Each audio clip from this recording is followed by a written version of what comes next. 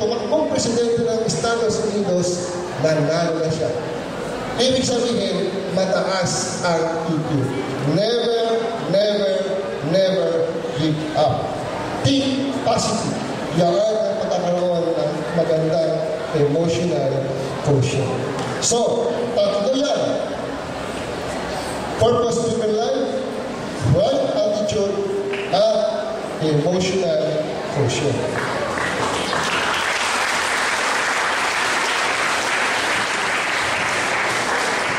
Alam niyo, 1981 ako graduate ng high school.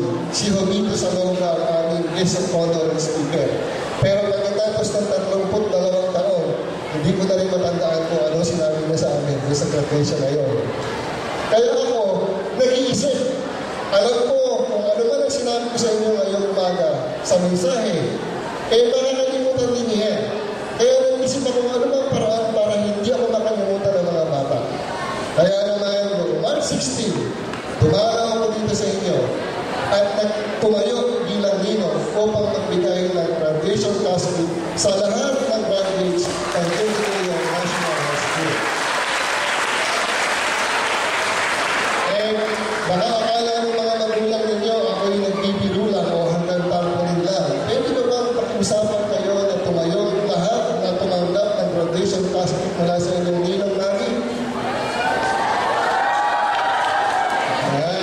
Okay. Alam niyo, March 16, 2012, pumunta ako ng ninong namin para magbigay sa mga graduation casket.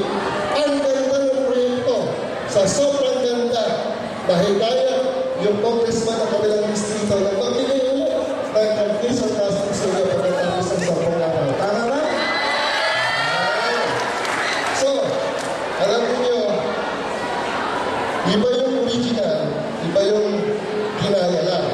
At pag yung nakalimutan kung sino yung unang bumalik sa inyo at magbigay ng graduation casket. Pwede ba yung mga bata?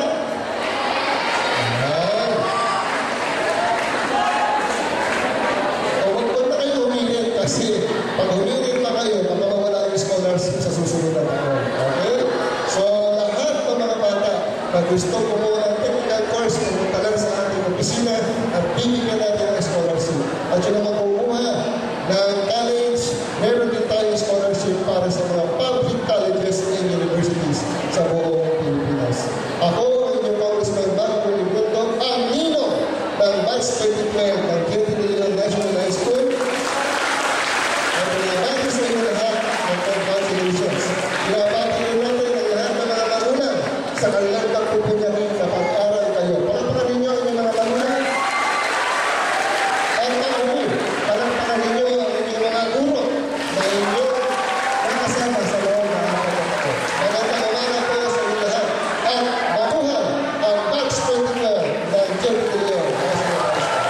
Once again, to give the special words, in a request, Honorable Congressman Magigone Gundo, Honorable Mayor Sherwin T. Gatchalian, our school division superintendent, Guardia Liza Arbayan, our school principal, Mrs. Salvation V. and of course, our birthday captain, Bong Ferrer, to give the awards.